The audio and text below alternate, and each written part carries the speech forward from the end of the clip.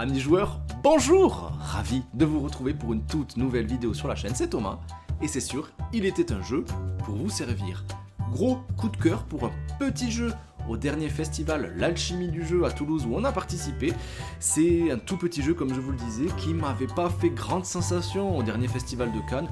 Petit jeu, des cartes, et puis c'est tout. J'aime quand il y a un peu plus de challenge, un peu plus de mécanique, et pourtant il suffit d'essayer parfois des jeux pour y succomber. Ce jeu-là, typiquement, on y a joué à 7, je crois, 6 ou 7, et on l'a acheté de suite. En fait, il y avait la boutique du passe-temps juste à côté, on y allait, on l'a acheté, et je peux que vous le recommander et vous le présenter. C'est un jeu de cartes uniquement, très coloré, où on doit jouer chacun pour soi, mais aussi en collaboration pour faire un maximum de points. Partagez tout, sauf la victoire, c'est pas moi qui le dis, c'est sur la boîte, c'est Splitto.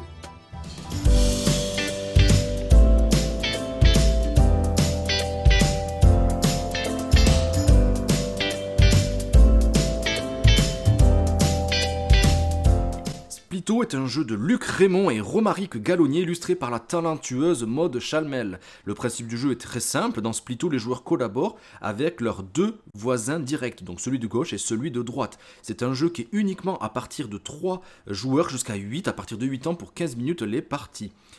Tout au long de la partie, chaque joueur va apporter sa contribution à ces deux zones, une à sa droite et une à sa gauche. Lors de chacun des 13 tours de jeu, chaque joueur choisira une carte de sa main et la placera dans un premier temps face cachée dans une des deux zones, soit à sa gauche, soit à sa droite. Lorsque toutes les cartes auront été jouées, donc au bout de 13 tours de jeu, chacun détermine son score en multipliant le score de la zone à sa droite par le score de la zone à sa gauche, et ça fera son score final. Bien sûr, celui qui a le plus grand nombre de points remportera la partie.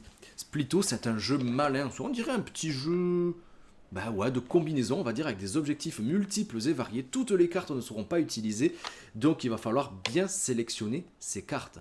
Pour commencer, on va choisir une carte avec ce petit motif de lune et une autre carte avec le petit motif d'étoile. Ce seront des objectifs communs qu'on va devoir mettre en place et qui seront donc communs à tous les joueurs. Celui qui respectera la condition qu'il a marquée sur ses objectifs en fin de partie remportera cette carte. Pour les lunes, ce sera d'être le majoritaire strict dans une couleur donnée, toujours.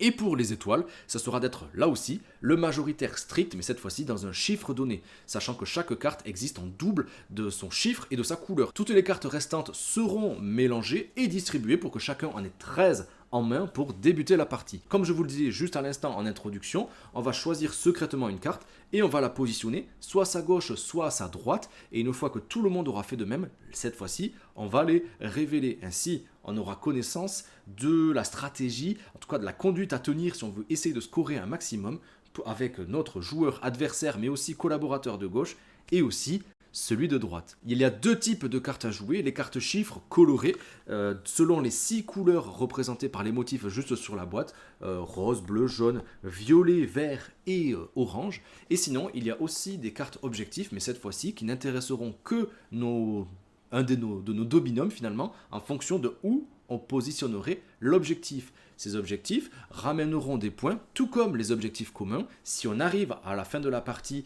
à avoir réalisé ces objectifs-là, selon le nombre de losanges qu'il y aurait inscrits sur ces cartes-là. Ça peut aller de 1 jusqu'à 4 points. Et on continue comme ceci, sauf que le paquet de cartes avec lequel on vient de jouer, on le passe à sa gauche. On draft les amis. Et ainsi, on va pouvoir influencer peut-être le jeu pour leur dire « positionne-le là ». Parce que oui, dans ce jeu, on peut communiquer, on peut influencer un petit peu le positionnement des cartes des autres joueurs. Viens la poser par ici, de toute façon je ne joue pas avec l'autre.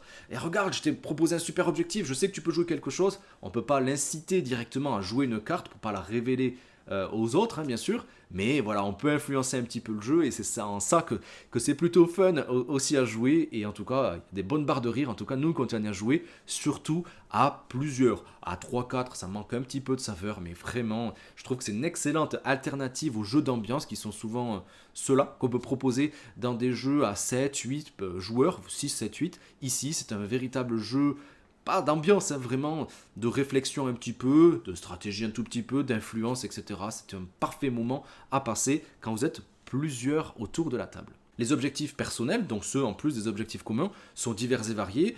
Comme je vous l'ai dit, ils ramèneront plus ou moins de points. Certains demanderont d'avoir strictement une paire dans un tel chiffre. D'autres demanderont d'avoir au moins 3 couleurs bien définies dans le tas qu'on aurait défini avec notre binôme.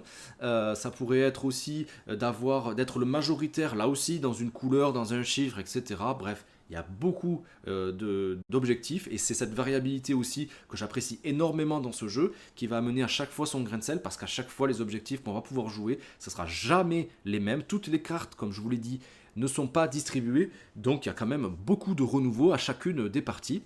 Et surtout, ce qui est vraiment pas mal aussi, c'est proposer dans les règles de jeu en toute fin, c'est que si vous êtes habitué du jeu, notamment sur BGA, on peut y jouer depuis peu, j'ai eu la chance d'y jouer avec un de ses auteurs, donc merci si tu passes par là, merci à toi pour ces moments-là et tes conseils aussi. C'est que si vous avez l'habitude donc d'y jouer et que vous jouez avec des novices, eh bien il sera tout simple, vous l'intercalez le novice entre 2 joueurs un peu plus confirmés et il aura tout autant de plaisir parce qu'il sera entouré et il jouera en binôme avec chaque joueur confirmé, car je vous le rappelle, à la fin c'est pas forcément, c'est pas du tout même un seul tas qui ramènera le score final, c'est vraiment une multiplication entre les deux côtés. Il va falloir essayer d'équilibrer la donne et pas faire 25 points d'un côté et 0 de l'autre, parce que 25 fois 0, ça fait 0. Donc il faudra vraiment réfléchir à ça et voir des scores minimes d'un côté au risque de forcément ne pas gagner la partie. Parfois, si on joue bien, les scores peuvent être vraiment fleuves. Et bien voilà les amis, ravi de vous avoir présenté ce tout petit jeu coup de cœur. Pour moi, et pour de nombreux joueurs aussi, on a été beaucoup à succomber un petit peu à son charme de ce tout petit jeu. Pour moi, ça a toutes les qualités d'être un futur nommé, en tout cas dans la catégorie As d'or, jeu de l'année vraiment, car il amène un renouveau semi-coopératif. Je sais que les jeux coop c'est un peu le vent en poupe en ce moment. Un jeu de cartes ça peut gagner, The Crew l'a prouvé par le passé. Et ouais, ça amène quelque chose de nouveau, je trouve, quelque chose de très plaisant, quelque chose qu'on peut présenter à tout le monde, quelque chose qui peut être intéressant pour...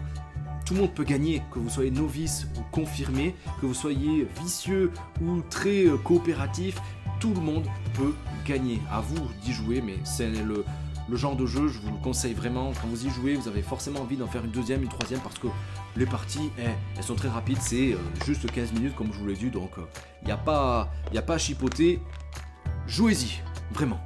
Et bien voilà les amis, ravi de vous avoir présenté ce petit jeu plutôt gros coup de cœur du dernier festival de Toulouse, notre patrie, mais aussi voilà, gros coup de cœur parmi de nombreux joueurs qui partagent aussi mon avis là-dessus.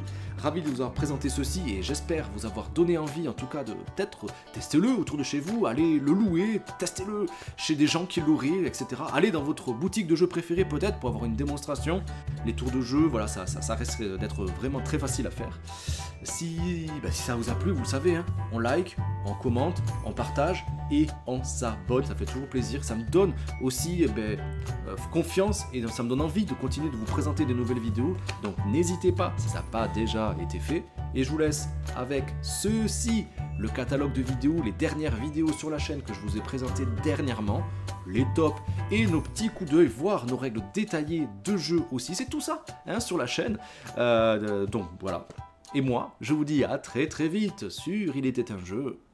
Ciao les amis!